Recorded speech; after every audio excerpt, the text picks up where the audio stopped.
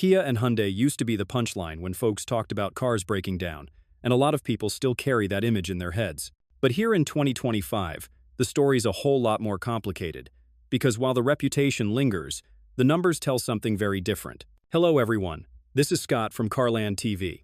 It's time to hop in the front seat, because today, we're going to dig into whether Kia and Hyundai are still the kind of cars you've got to worry about, or if they've actually turned the corner. But first, do me a quick favor. Tap that subscribe button and ring the bell so you don't miss what's coming next.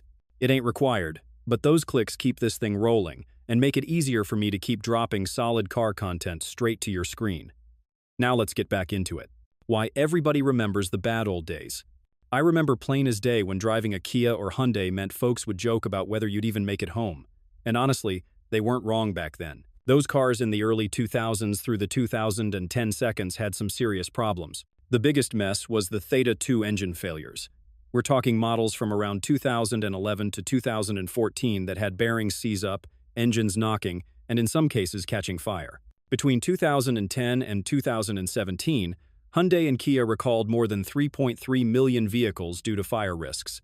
That's not a small hiccup, that's a black eye. And if that wasn't enough, fast forward a bit and you've got the anti-theft disaster. Models built from 2015 through 2021 skipped electronic immobilizers, which is basic tech most other automakers had already made standard. That opened the door for the whole Kia Boys craze on TikTok, kids showing how to jack a car with nothing more than a USB plug. Theft rates spiked so badly that in 2023, both companies had to roll out free software patches to add some sort of fix. Pile on smaller stuff, faulty wiring, electrical gremlins, airbags acting up, and yeah, it's no surprise people stamped Hyundai and Kia as unreliable. That reputation got burned into people's heads, and even today, a lot of folks are still stuck on it. The question now is, did they actually fix the problems, or are we just waiting for the next big headline? How Kia and Hyundai pulled a U-turn. Here's where the story starts flipping. Around the early 2010 seconds, Hyundai and Kia knew they couldn't keep selling cars in the States if people kept treating them like disposable appliances. So they dumped billions into R&D, design, and production quality. The big play? That 10-year or 100,000-mile powertrain warranty. Nobody else in the mainstream market was offering that, and it made buyers feel like the companies were finally willing to put their money where their mouth was. And it wasn't just talk. They started showing up in the rankings. By the mid-2010 seconds, J.D. Power was sliding Kia and Hyundai up near the top for initial quality. In fact, in 2016, Kia actually hit number 1 in J.D. Power's initial quality study, beating Toyota, Honda, and even luxury names like BMW. Consumer Reports started giving them better predicted reliability scores too, with Hyundai landing above average for 2024 and Kia sitting middle of the pack, ahead of brands like Ford and Volkswagen. The designs got sharper, interiors stopped feeling cheap, and they piled on tech without jacking prices sky high. Models like the Hyundai Palisade, Kia Telluride, and Hyundai Sonata showed people these weren't just budget beaters anymore.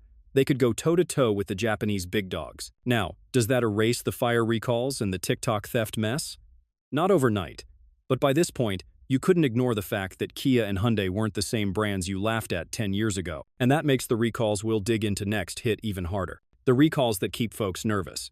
Hyundai and Kia have done a lot to clean up their act, but these damn recalls keep dragging the old reputation back up. From 2010 to 2017, they had to yank more than 3 million vehicles off the road because of fire risks tied to those Theta 2 engines. We're talking seized bearings, oil leaks, engines stalling, or worse, lighting up. That kind of headline doesn't fade quickly. Folks see engine fire, and that's all they remember. And it didn't stop there. Just last year, Hyundai recalled over 570,000 SUVs and sedans because the tow hitch wiring harness could short and spark a fire, even when the car was sitting in the driveway. Kia had to pull back another 320,000 units for the same issue. So yeah, you park it, think it's safe, and then boom, you're reading about fire hazards in the mail. That'll spook anybody. On top of that, the theft disaster from 2015 through 2021 is still fresh. Tons of models didn't come with immobilizers, and that Kia Boys trend on TikTok made it stupid easy to jack one. Cars were getting stolen left and right, insurance rates went nuts, and Kia and Hyundai scrambled to roll out software patches in 2023. Now, to be fair, Toyota, Honda, and even Ford have all had monster recalls. But when it's Hyundai or Kia, the spotlight burns hotter cause of that shaky past. what the latest reliability scores really say. Here's where the numbers actually tell the story. I dug into the latest reports, and Hyundai's sitting in a pretty good spot these days. Consumer Reports 2024 put Hyundai above the industry average for predicted reliability, right up there rubbing shoulders with Nissan and Honda. Kia's a little lower, more middle of the pack, but still ahead of names like Ford, Volkswagen, and Jeep. And when you look at J.D. Power's 2024 U.S. Vehicle Dependability Study, Hyundai ranked in the top 10, while Kia landed just a couple of spots behind Toyota. 10 years ago, you'd have laughed if somebody told you that. But the data lines up with what owners are seeing. These aren't the cheap throwaway cars anymore. Engines are lasting longer, fewer early failures, and warranty claims aren't through the roof. It's not perfect. Kia's dual-clutch transmissions have had hiccups, and there are still scattered complaints about infotainment glitches. But compared to the old days of blown motors and electrical fires, that's a massive step forward. The gap with Toyota or Mazda is still there. Well, those two brands dominate reliability charts anyway, but Hyundai and Kia aren't trailing by miles anymore. They're nipping at the heels, and in some segments, like compact SUVs, they're closer than folks realize. So yeah, on paper, the reliability numbers look solid. But paper doesn't always match reality when it comes to the cost of ownership, which is what we've got to break down next. The true cost of owning one. Here's the part that matters once the new car smell wears off. I've dug into the numbers, and they're not wallet killers like some folks still think. RepairPal puts Hyundai's average annual repair and maintenance cost at about $468, and Kia's at roughly $474. Compare that to the industry average of $652 a year, and you're saving close to $200 just by not driving something German or American that loves to sit in the shop. Now, where it gets tricky is the type of problems. The big-ticket nightmare with older Hyundais and Kias was those Theta 2 engine failures, and while that's mostly in the rearview, you'll still see complaints about oil consumption in certain models. Kia's dual-clutch transmissions, especially in the smaller crossovers, have been hit or miss too. Fixing one of those outside warranty, you're looking at thousands, not hundreds. That's where their 10-year or 100,000-mile powertrain warranty comes in clutch. It covers most of the heavy stuff, which is why so many folks feel safe buying in. Insurance rates also spiked for Kia and Hyundai owners during the whole theft fiasco, especially for models without immobilizers. Even though the software patches rolled out in 2023, some insurance companies still charge higher premiums for those older cars. Day-to-day costs are lower than average, but there are landmines if you get the wrong year or drivetrain.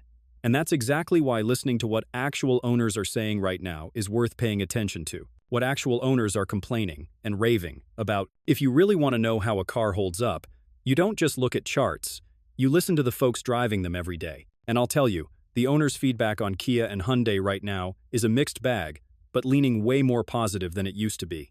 On the praise side, people love the value. You're getting sharp styling, tons of standard tech, and cabins that feel a lot more upscale than they did 10 years ago. SUVs like the Kia Telluride and Hyundai Palisade have fan clubs of their own now, and owners swear by them for road trips and family duty. Now, the gripes haven't gone away completely. Scroll through owner forums and you'll see complaints about dealer service, slow repairs, parts shortages, and warranty claims taking forever to process. The dual-clutch transmission in some Kias still gets roasted for being jerky in stop-and-go traffic. And yeah, a handful of owners are still salty about the theft issue, even after the 2023 software patch rollout. Resale values are one of the biggest surprises, though. Data from IC Cars shows Hyundai and Kia climbing up the charts. Telluride and Palisade especially are holding value better than some Toyotas. 5-year depreciation rates for both brands now hang around 40 to 45%, which is a far cry from the steep drop-offs they had in the 2000s. So owners aren't just saying these cars are better, they're backing it up by keeping them and reselling them for real money. And that brings us to the final point of this video. Should you still worry or not about Kia or Hyundai cars? Here's the straight truth after digging through all this. Back in the day, if you bought a Hyundai or Kia, you pretty much knew you were rolling the dice. Engines blowing up, cars catching fire, dealers giving you the runaround. It was a headache. But fast forward to 2025, and the picture looks a hell of a lot different. Hyundai landed in the top 10 of J.D. Power's 2024 dependability study. Consumer Reports has Hyundai sitting above average, and Kia isn't far behind. On top of that, RepairPal pegs both brands' annual repair costs at right around $470 to $480, compared to the industry average of $652. That's real money staying in your pocket. Now, don't get me wrong. There are still reasons folks hesitate. The recall history was nasty. Over 3.3 million cars were recalled from 2010 to 2017 just for fire risks. The whole theft fiasco from 2015 to 2021, still hanging over their heads. And yeah, some insurance companies are still charging higher premiums on those models even after the 2023 software patch. And let's be honest, dealer service hasn't won anybody awards. Owners still gripe about slow parts and warranty fights. But if you're talking about buying a new Kia or Hyundai today, you don't need to lose sleep over them breaking down like the old ones did. You're getting sharp design, long warranties, better resale, such as the Telluride and Palisade are holding value close to Toyota numbers, and reliability that's genuinely competitive now. So, should you worry? Nah. Just do your homework on the exact model, and you'll be fine.